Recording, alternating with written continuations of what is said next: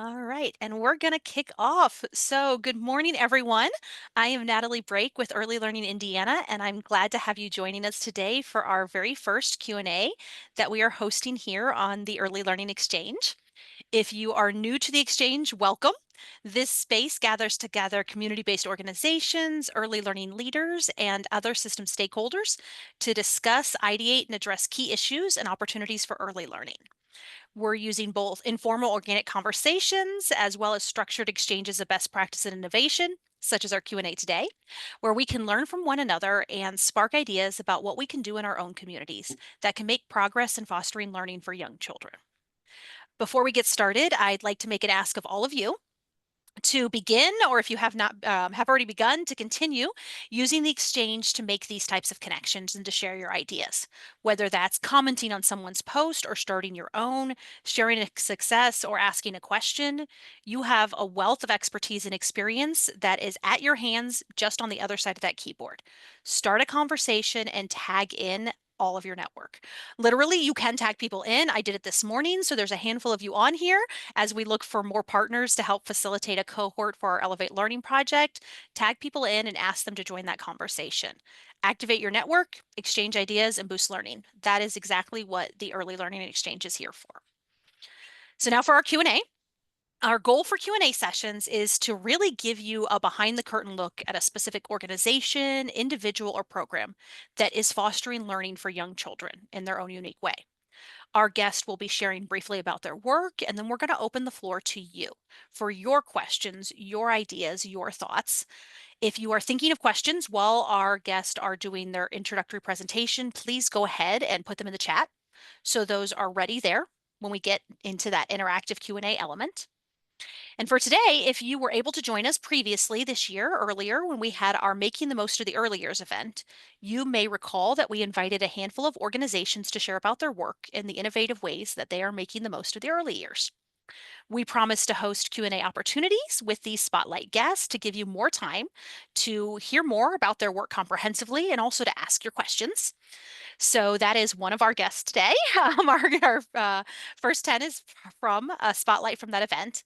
We are also going to have more Q&A sessions coming soon with other organizations, both from those spotlights, as well as just others around Indiana and around the nation who have inspiring work that's benefiting young children. If you've got any ideas for any that you'd like to see at a Q&A, please let me know and we'll ask them to join us. Have a conversation. I'd like to now welcome our guest from First 10. If you have not previously heard of them, all across the country, Education Development Center's First 10 initiative is supporting school community partnerships and improving outcomes for thousands of children. First 10 engages elementary schools, districts, early childhood programs, and community agencies in building systems of support for children and families. EDC helps these First 10 partnerships develop and carry out plans focused on the strategies that are shown in the First 10 theory of action. Collaborate to improve teaching and learning, coordinate comprehensive services, and partner with families. They are doing some amazing work, and we are really excited to be able to have them here to share that work and answer your questions. So here to tell you more about First 10 are David Jacobson and Luisa Anastasopoulos. Welcome, David and Luisa. Thank you so much, Natalie, and thank you for that introduction. It's really a pleasure to be here with you all. I know Louisa got a chance to present at the convening, and so you shared. I know she shared a great overview of First 10, and we're just happy to have the opportunity to be here with you and discuss a little further, tell you a little bit more about our work and then have an informal conversation with you, answer any questions that you have. So we're looking forward to it. Well, I'm going to start us off with a quick presentation. We have found that these visuals are kind of helpful for understanding First 10, and then we can go into the Q&A section, and we'll keep things informal. If you have questions while I'm going through, I may ask you a couple of questions as we go through, and yeah, so I'll dig in now and we'll go from there. So I'm going to share my screen, and you should all be looking at a title slide. Yes. Okay, terrific. So go back one. Okay. So, as context, Louisa and I work for EDC, the Education Development Center. We are a mission-driven nonprofit organization focused on education, health, and expanding economic opportunity. And uh, I think as a helpful way to start off, there are really three big ideas that undergird First 10.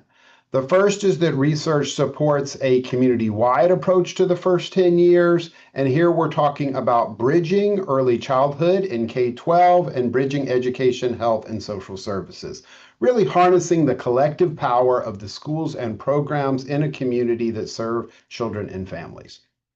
The second big idea is that innovative communities across the country, both communities that we've studied through applied research and the more than 60 communities nationally where we have implemented First 10, together have created a First 10 roadmap. And that roadmap addresses teaching and learning, partnerships with families, and comprehensive services. And third, First 10 provides a framework, a planning process, and a set of strategies to guide local partnerships. We always like to start by acknowledging the fundamental challenges of poverty. We know that if we're going to address the challenges of poverty, it's better to start early. But how we address the early years, as I think you all know, is really important. We know from decades of research that children need consistent quality across the years. No one year um, of early learning and care is adequate to the task of addressing the challenges of poverty. We need to stack together multiple years. We also know that alignment across the age span is really important, such that each year builds on the learning and care of the previous year and prepares children for the learning and care of the next year. And then we need coordination across education, health, and social services. However, our early childhood mixed delivery systems are typically very fragmented. We have gaps and disconnects between early childhood in K-12 and between education, health, and social services.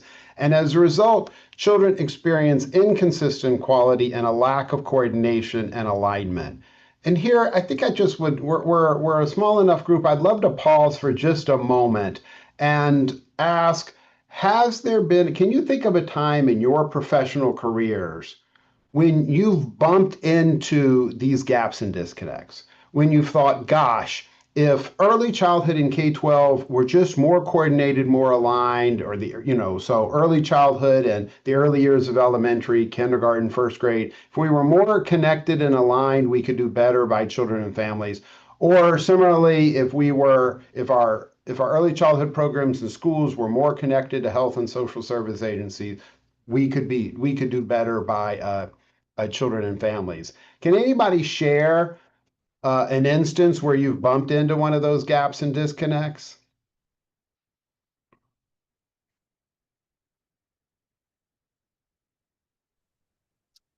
I think one of the things that I find in my situation, I am in a public school system. So we have an early learning program in a public school system.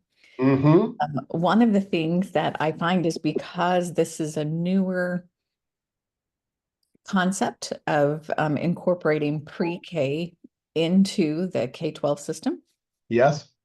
even within the construct of a school corporation, we run into a lot of siloing and a lot of like, oh gosh, we forgot you were there, or we forgot, yes, you're super important. And so I think that's part of it because it's a little bit newer concept for our school corporation. But the other thing is honestly funding. Mm-hmm. The state of Indiana does not fund early childhood the same way that it does K-12. Mm-hmm. So we find that funding is a huge barrier to offering the highest quality program using what we know to be best practices.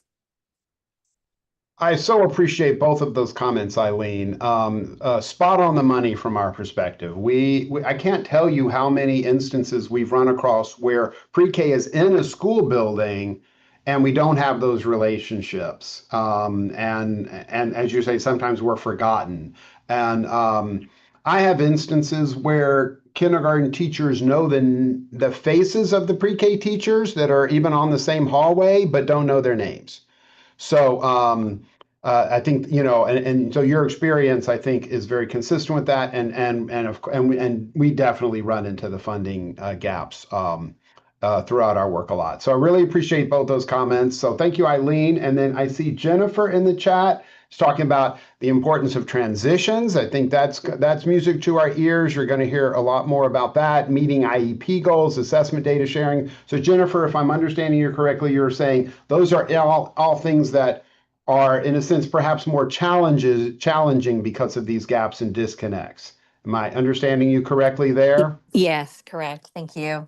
Oh, okay, great. And then S. Andrews, so Ms. Andrews is saying that often between the early learning centers and the elementary schools, especially when the early childhood programs are outside of public schools. So we have the problem when they're in the schools, but when they're outside, it's all the more so. Okay, so and that is something. And so First 10 really, I mean, I think you're going to see you're stealing my thunder. Your comments are so on the point; they're stealing my thunder a little bit. But you're going to see that First 10 is very much designed to focus on these gaps and disconnects directly. So with that, thank you so much for those comments. I am going to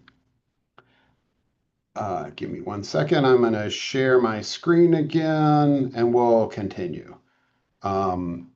Okay, and so again, you're looking at a title slide.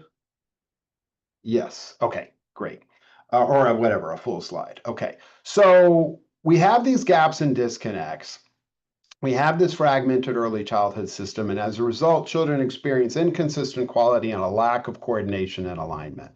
So in order to address this fragmentation, we need to think vertically across the years and bridge the gap between early childhood and K-12, especially around the transition to kindergarten, especially as children transition from pre-K programs or being home at 3 and 4 years old and going into kindergarten.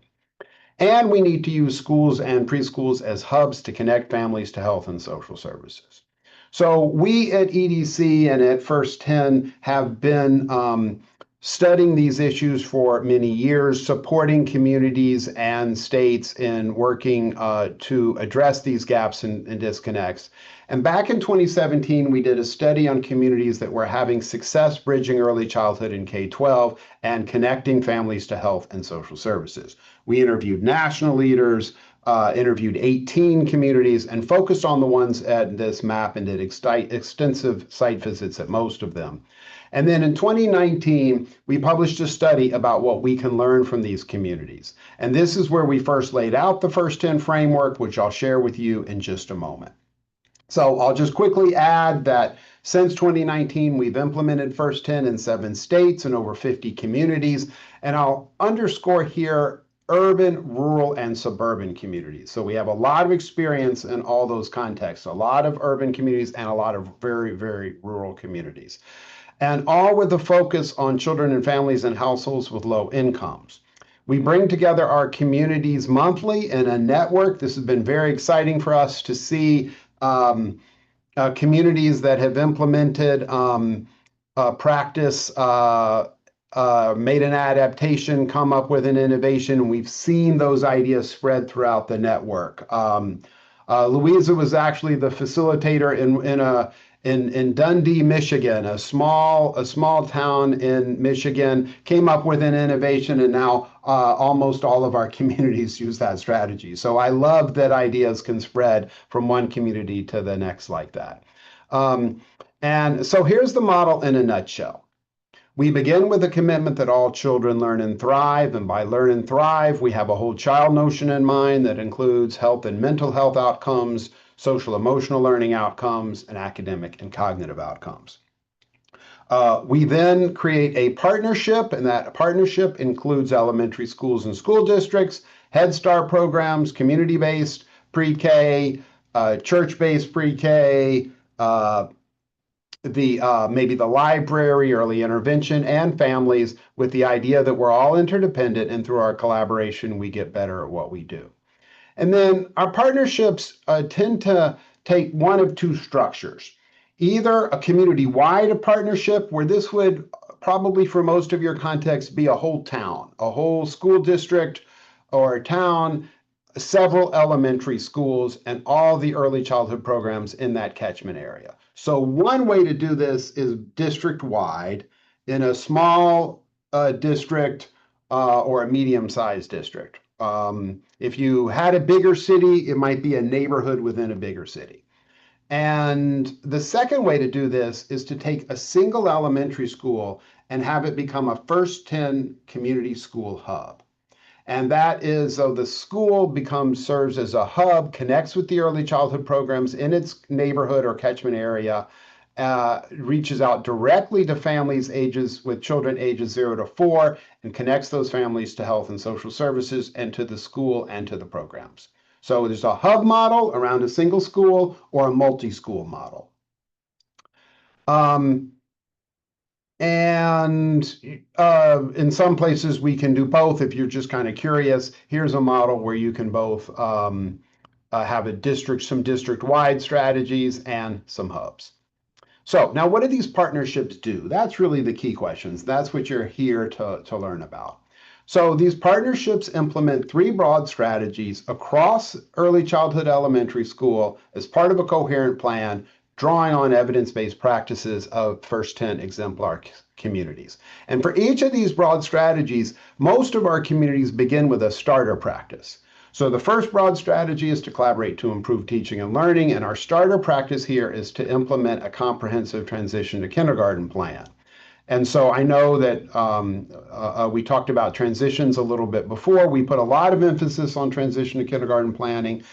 These plans include activities to support children and families throughout the transition, as well as really meaningful substantive collaboration between early childhood programs and elementary schools. So we really work on alignment here, and a key kind of signature part of First 10 is bringing Head Start, district pre-K, community-based pre-K, and kindergarten teachers together for joint professional learning, sometimes pushing up to grades 1 and 2.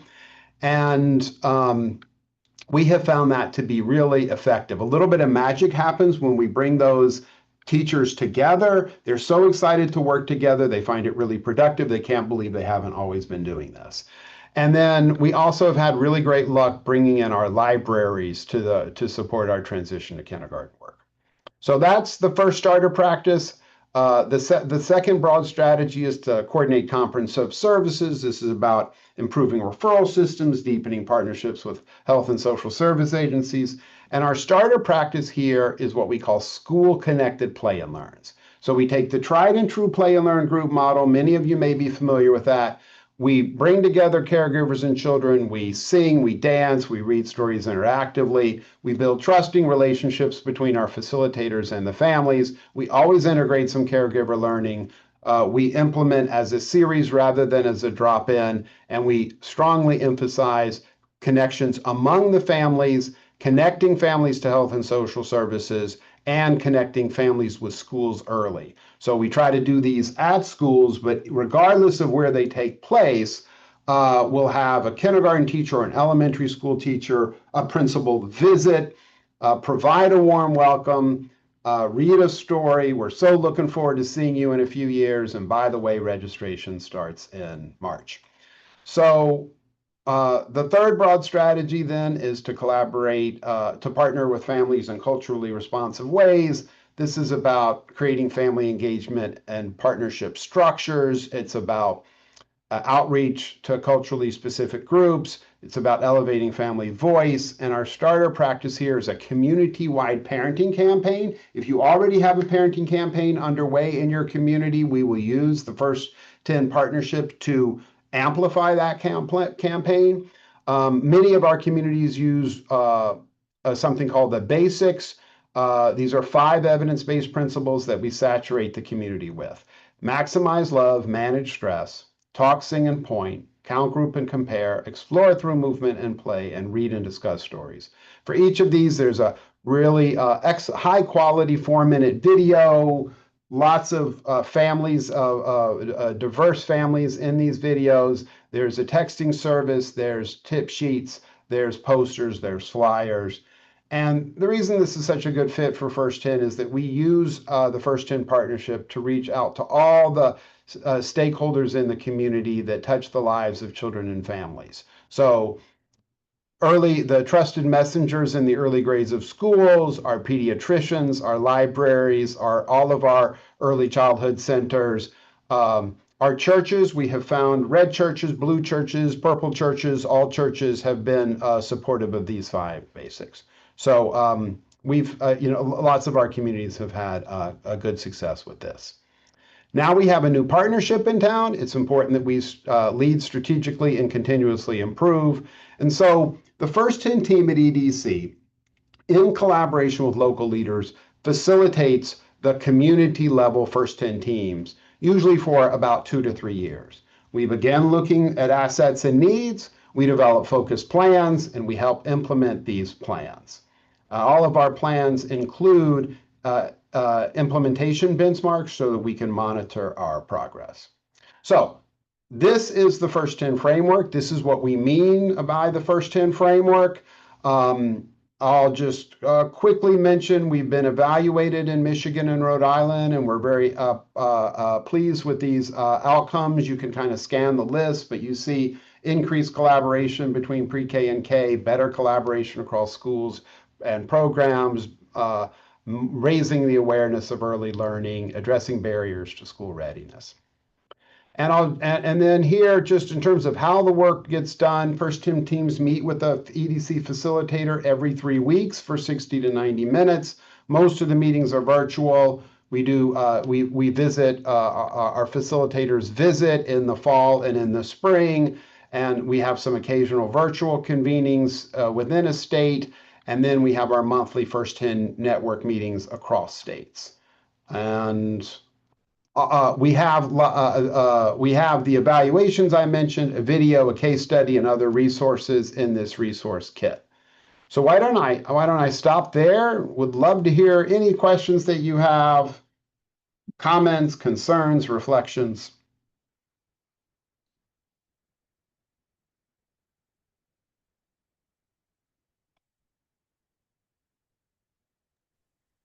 I'll give people a minute if they want to throw a question in the chat, or you can feel free to unmute and, just jump in the conversation. One of my questions I have, I know you talked about those kind of evaluations. What is I'm going to ask your favorite, which is always a fun question. Your favorite, or one you're excited about, one of the outcomes that you're seeing for children in these communities that kind of sticks out to you when you think about those evaluations that are done. What are some of the benefits directly for those incoming children who are in those years that you guys are excited about seeing? That's a great question, Natalie. Louisa, you want to start on that, and then maybe I'll chime in. Sure, I'm happy to. So David did share the evaluation reports, which we are very proud of, but Conestoga Valley in Pennsylvania has shown some really promising kindergarten readiness data since their involvement with First 10. So we are very excited about that. We are working to compile more of this quantitative data to share more broadly. And then multiple communities have shown growth in the number of transition to kindergarten events and play and learn series that they've held. And family survey data from those events has yielded positive feedback from parents on these experiences as well. We're also working with across our communities to collect more systematic data using some continuous improvement tools. And then some anecdotal evidence that we're really excited about. An assistant superintendent in Sanford, Maine has mentioned to us that the start of this past school year was much more coordinated, less chaotic. He really talked about the fact that it felt like one hand was really talking to the other for the first time, and it was palpable to the staff. And then again, from Conestoga Valley, perhaps the highest praise from a child, that we had a sibling attend a transition to kindergarten event with their younger sibling who was going to enter in kindergarten, but the sibling was a recent student of kindergarten, and said to the staff, "Wow, you really upped your game from when I did this in terms of the transition to kindergarten event." So we are, that is one that that warms our heart to hear. So just a few examples. Uh, I find that funny. I have to say I did not share earlier because you were getting some responses from others, but about where you've seen things that weren't so coordinated. And in a previous role, I worked with a community organization, and the elementary school I was at, we had before and after care at their site. So serving same families, at the same location, literally, and we both planned back to school like welcome events for incoming kindergartners at the same time and didn't tell each other. Didn't coordinate, just both had things on site there, Mhm. which worked out well for families that they could go to both, but also made us realize that maybe we were not really approaching this as partners in the work. When we're like, what are they doing here tonight? What are we doing here tonight? And it was a laughable moment at the time, but it was also, I think, a really eye-opening moment to me when I was doing that work, that there are some very simple ways you could approach this better. That's a great example, Natalie, and I love the story that that Louisa mentioned about the kind of first or second grader who realized that the district had upped its transition to kindergarten game. I wanted to add one that this reminded me of is one of our communities in Michigan. The county, there was an agency in the county that provided play and learns, and they were already providing play and learns, but through their collaboration with school districts through First 10, they were able to bring their play and learns much closer to and by doing them in schools, they were able to bring their play and learns closer to the families who they most were in most need, who kind of most really needed or could benefit from the play and learns, but previously it was kind of too far away. And so that was an instance where we really brought that service much closer to families and households with low incomes. And so we were really pleased with that outcome. I like the ability to adjust what's going on there because you have a sense of what's going on. Mm-hmm. Eileen asked a question.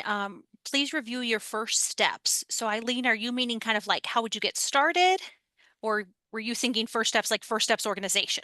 No, thank you. That's a really good clarification. No, just I would love to just go back to what are some of the ways that you start your partnership with communities? Sure, absolutely. So that's a great question, Eileen. So we will start by uh, getting the commitment from some key kind of anchor players, anchor stakeholders in the district. So I think it's really important that the school district is bought in. And if it's going to be a district-wide initiative, then we need that support from the superintendent or the assistant superintendent, the director of curriculum instruction. If it's a school level initiative, then we obviously need the principal to be on board plus the district support. And then we need, either Head Start or a community-based early childhood program, one or two to be bought in. And so we start with that kind of recruitment phase where we're kind of saying, is this something that your community is really interested in? And if we have that, if we have the district and one or two early childhood partners, then we can expand from there, right? And typically our early childhood programs are eager to come to the table and do this kind of collaboration. So, and then what we do is we'll help convene the broader partnership, and that partnership will include one or two district representatives, uh, district leadership, central district representatives, a principal or an assistant principal, maybe the early childhood coordinator or some role like that, uh, a couple of kindergarten teachers, maybe if there is district pre-K, a district pre-K teacher, a Head Start administrator, if the Head Start is in the community, a Head Start teacher, a community-based administrator, community-based teacher, the children's librarian, if available, maybe early intervention, maybe someone specific to your community who works in early childhood. And that will convene that partnership. And then we begin, we set up very structured Google Drives with really structuring the whole process. We have an asset map and needs assessment process that we do where we really learn about the work currently underway. We want to honor the work currently underway in your community. And so Eileen asked, how do you get all of those folks to the table? It's a great question. Again, if we have that district commitment, typically the early childhood programs are eager to collaborate. And what we recommend, though, and this may be what you have in mind there, I mean, in terms of the teachers, we recommend that the community have some discretionary funds, one way or another, to pay for stipends for those teachers. And also those discretionary funds also pay for the joint professional learning that I mentioned, and the play and learns, the facilitators, the books that we give out, the crafts that we give out, the parenting campaign, those pieces. So that is, and that's, I mean, in our experience, we have that, and folks are happy to come to the table. And you know, again, if we have that district level commitment. Eileen, did I answer that question? Yeah, thank you. I think the other question then, I automatically wonder, like, how do you get paid? And do you have, yeah, how does that look? No, it's a really good question, and one that we expect. So yes, we have a fee for our work. We're a nonprofit organization, but we do have a fee, and it depends on the initiative and how many we're doing in the area, that kind of thing. I'm happy to talk about that. I mean, in terms of how, sometimes states bring us in, sometimes philanthropy brings us in, sometimes the district or the community, or a combination of the district with some community funders pay our fees. So really all of those models. So either state philanthropy, or some combination of local funders. That's great. Thank you so much. Mm-hmm. And then I see a question: how do we keep going? How do we keep it going? So yeah, sustainability. So we recommend a minimum of 2 years. So we don't just create a plan and leave. All right, I too, just like Kathleen, I have seen too many instances where where a plan is created and it's never implemented. So implementation, we're a roll up your sleeves, do the work. We don't spend a huge amount of time planning. We try to get the plan done in 3 months. Okay, of those every 3-week meetings. So we want to learn what's currently underway. And then develop a focused plan and get started doing the work. And the reason for that is that we find that we want to show the benefits of the collaboration as quickly as possible. And that builds momentum for the partnership, okay? And so that's our approach, is to get kind of implementing quickly. And then so once we have the plan, we then stick around. We continue to facilitate those every 3-week meetings, documenting everything in the Google Drives and in our notes and in our plans. And as we do that, we're creating an implementation guide.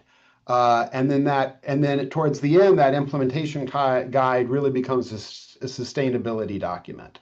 So, and what we're trying to do in those 2 years is institutionalize the collaboration and the practices, so that then we have a good runway, and practices are institutionalized, and then the work continues, and then the communities can stay part of our network after that, so they can continue to get new ideas and from other communities after our direct technical assistance is over. Any thoughts on that, Louisa?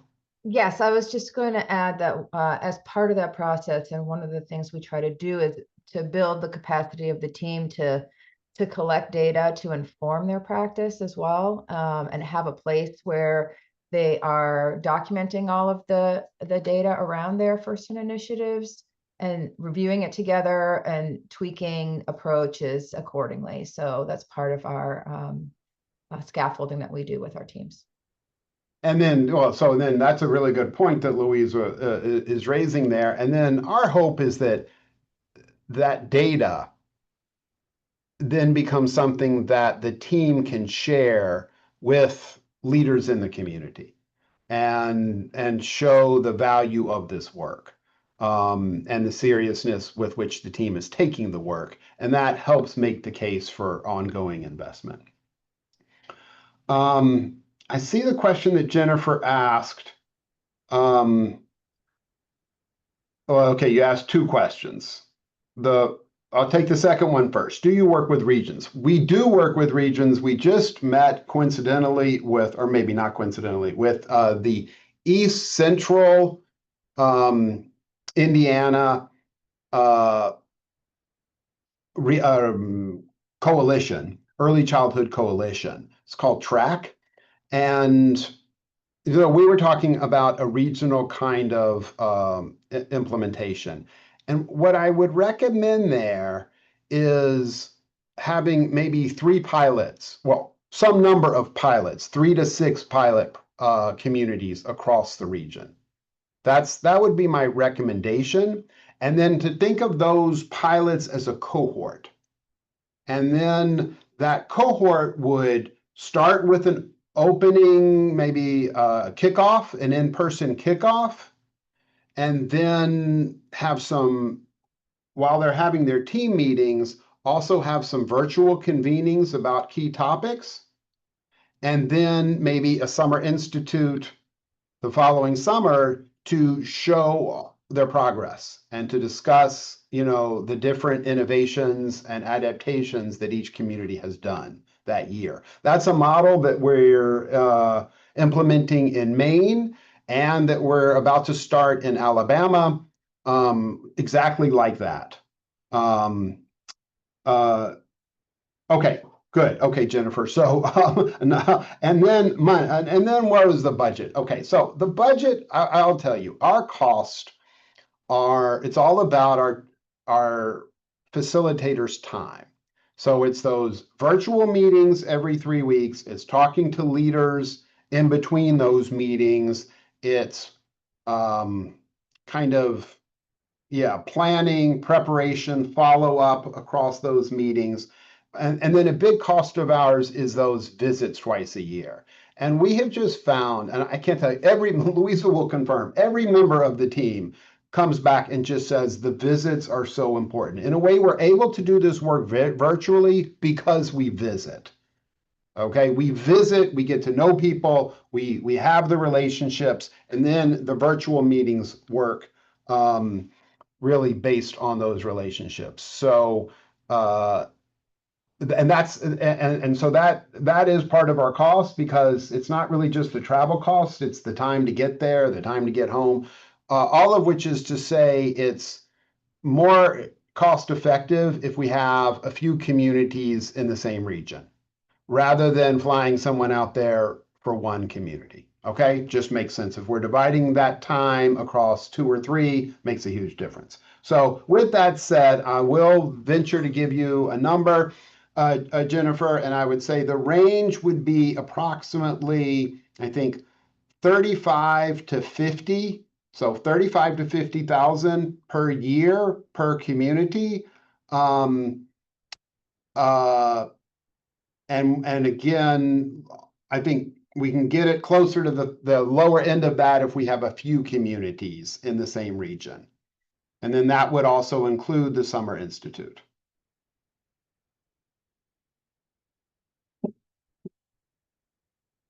That's our costs. And then we recommend about, I would say, 8, maybe 7,500 to 10,000 per community in spending money. That's not coming to us. That is money for the Play and Learns, for the teacher stipends, for the joint professional learning, for the books, for the Play and Learns, the crafts that the families take home, the snacks, the texting service, flyers, posters, bookmarks, books. One of the really fun things we like to do is we have pre-K and K teachers vote on. Oh, sure, Christina. Give me 1 second, Christina. One of the fun ideas we do is we have pre-K and K teachers vote on the top 10 books for 4-year-olds, and then we create a bookmark of those 10 books. And sometimes we'll also do some welcome to K books, like Miss Kindergarten goes to kindergarten, those type books.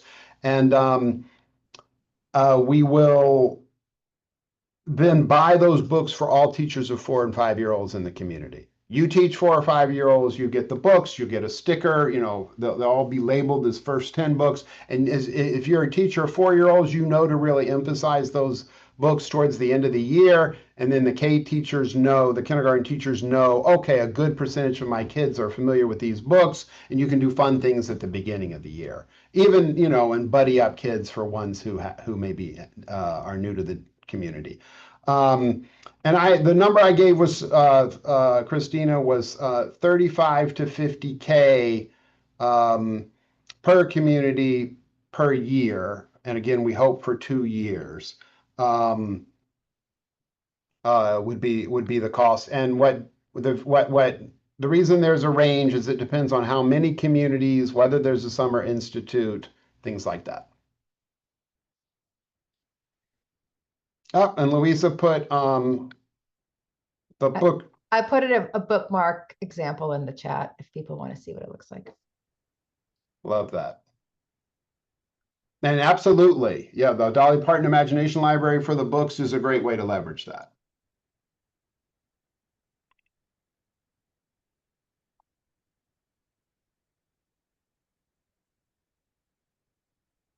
Other questions? I think we're keeping up with the chat. Did we miss anything?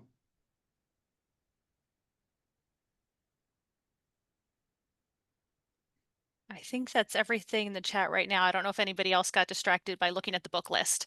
I made it as far as Pete the Cat, and that was the first one that caught my eye and immediately started having songs going through my head. So, and each community creates its own list. Each community would create its own list. We want them to be, but yeah, that's kind of a community builder. I guess while you're thinking, I'll say one thing. Those starter practices that I mentioned, the transition to K, the joint professional learning, the school connected play and learns, some type of community parenting campaign, those are all things that early childhood programs and school districts can collaborate on together and see the benefits of their collaboration pretty quickly. So they're all great ways of building the partnership. And then we go from there. And then I'm sure Louisa and I can both tell, a bunch of things we have in terms of kind of how do you build on that? And one of, I know, Natalie, one of your questions was kind of where do you go after that? How do you build on that? And so, I'll give you a few ideas there. Some of our communities, we have a sister project at EDC that has these wonderful early childhood math games for ages 3 to 6. And they're free online. And all of the games are, they have great family-friendly videos and great family-friendly directions available in 4 languages.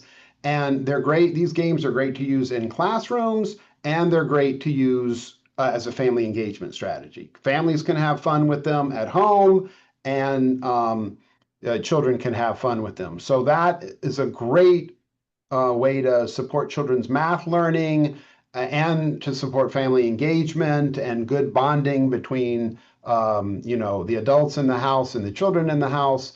So that is one direction then that some of our communities then go after the starter practice. And I'll put the link to those games in the chat. Those are free. You can start using them this evening. And oh, you have Study Island? Okay, great. You might find these helpful supplements, but I'm glad to hear that you have the Study Island. And then Another support is we've supported this year pre-K teachers in collaborating with each other, and looking at data, looking at their students' progress, identifying challenges, brainstorming solutions, coming back, testing out those solutions, coming back and looking at their data to see whether those solutions worked and then how they want to adapt them moving forward. So that kind of professional learning community, supporting grade level teams is another kind of piece that we do. And a third would be really deepening a community's approach to family engagement and partnership, and really supporting kind of a district-wide approach to family engagement and partnership in collaboration with community-based providers. So those are three ideas of kind of then where we go, building on that foundation of collaboration that the starter practices build. David, I love what you shared there about it's just, I think the ability for communities to customize what their next steps are. They've created a really strong foundation, then they Mhm. can look at where do we want to dig in deeper? Where can we go next? How do we foster more learning, ensuring that children come in prepared for kindergarten, excited about kindergarten, understanding kindergarten, and all that goes into it. Something you said there sparked a question that I did not tell you ahead of time. So it's another, I won't throw it in the chat. I'm just going to ask it out loud. But Sure. when you said about the resources that were available in different languages, do you find that some communities, either a big part of their focus that they know going into it or that they realize they need to understand better are around families who are speaking different languages? So how they approach that aspect, I could imagine. I know there are some communities like the one I live in that are have growing populations with multiple languages. Is that something you guys are seeing frequently, and how is that? How are they fostering stronger relationships through their participation with First 10? Absolutely, now it's actually it's a really important part of the work. We see this in many of our communities, and uh, one, I want to start off by saying that the basics parenting campaign that I mentioned is available in multiple languages. The texting service, the flyers, all of that is available in multiple languages.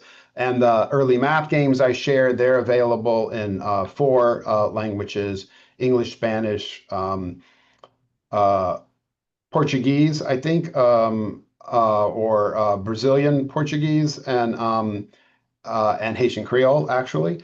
And and then a big piece of the family engagement support that we provide is really working to build that trust with families, to have interpreters at events, to have translators at events. We're working with two schools now in Virginia that have just really done an excellent job of tailoring their approach to their populations with increasing number of English language learners and building the trust with families, making sure that materials are translated, making sure to have interpreters, having kind of parent liaisons who can play that interpreting role, and building kind of parent champions who can help bridge the some of the linguistic and cultural differences. And so I think that has been a key part of our work, and I could give lots of examples of communities.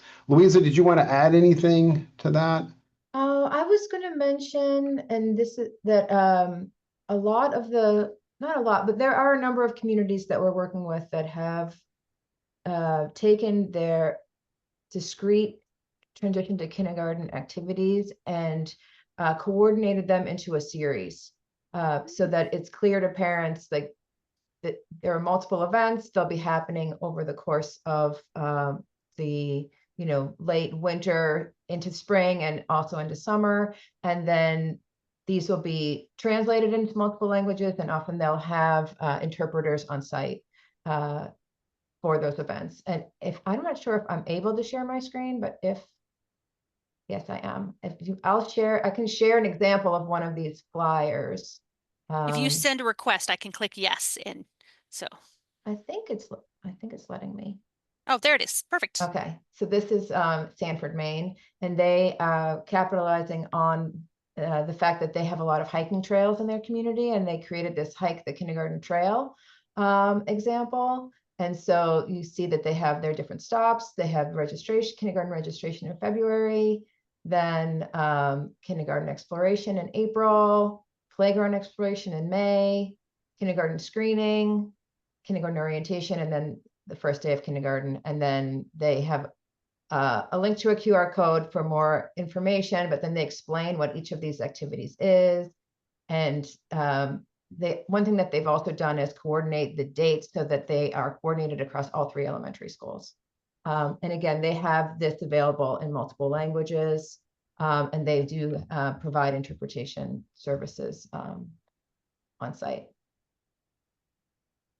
Yeah, so that is a great, you know, the idea is really structuring for families what the community is providing in terms of transition to K. So I love that example, Louisa.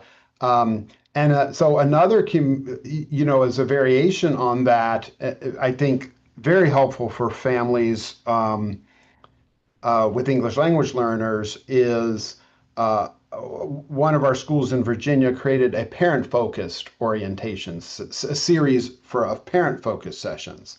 And so that was, again, with translators, with interpreters, with translated materials. And that was a great way to kind of introduce families that may be new to the United States, not only, but including families that were new to the United States, to kind of what school here would be like. And also some best practices in terms of child development, you know, what we're learning about child development. And those were a huge success. And those were guidance counselors and kindergarten teachers participated in those jointly. And that collaboration was a big success. I hadn't thought about the guidance counselors, but that's probably a really crucial role to have engaged with in there, which is good to understand. Well, I know we just have a few more minutes, so I don't know if anybody has any last questions they're thinking about now. But I also know if you think about questions later, I wonder, David and Louisa, if you would be okay with us sharing contact information, or we can have, you're already talking to communities in Indiana. So it's usually one of our questions is if somebody in Indiana had a question, could they continue to reach out? But I know that those are ongoing conversations that are happening anyway. If somebody thinks of a question tomorrow, I know I'm one of those that has to sometimes sit on things for a little bit and then it'll pop back up while I'm out for a walk on the weekend and get those questions going. Absolutely. We put our email addresses in the chat. Please feel free to contact us. Happy to talk with any of you further. Well, I will go ahead and say thank you so much, Dave and Lisa, both for joining us today, for sharing your work and for taking our questions. I know that all of us are leaving with ideas and inspiration, questions and additional thoughts that can help us inform how we might design community school partnerships in our own communities. I see a lot of opportunity across communities in Indiana for us to really leverage the interest that we have into stronger partnerships that really create better opportunities for children. And I think that this area around serving children in these first 10 years and making sure that we have those strong foundational practices that lead to next steps is something that we should be absolutely applying, things that you shared with us today. So thank you for that. Our pleasure, and really a pleasure talking with you all. I enjoyed all your questions, and yeah, glad to hear about the good work happening in your communities. Thank you all so much. Yeah, I'd also like to thank all of you guys for asking questions. It's always the fear. I think anytime anybody's having any sort of presentation, like nobody's going to have any questions for us. This was wonderful. Great questions. And as I mentioned at the start, we are going to have more of these Q&A sessions coming soon on the Early Learning Exchange with different organizations and individuals that have all different practices that help foster learning for young children. So if you have suggestions for groups that we should have on for the Q&A, send them my way. And we hope to see you all at future sessions. So if there's no more questions, we're going to go ahead and wrap up here and wish you all a good day. Thank you, everyone. Thanks so much. Thanks.